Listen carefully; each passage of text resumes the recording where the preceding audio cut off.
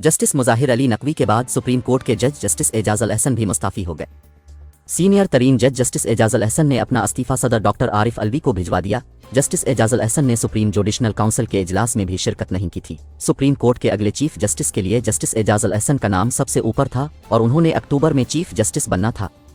वाज़ेह रहे कि एक रोज़ कबल ही मिसकंडक्ट की शिकायत का सामना करने वाले जस्टिस मुज़ाहिर अकबर नकवी ने इस्तीफ़ा दे दिया था।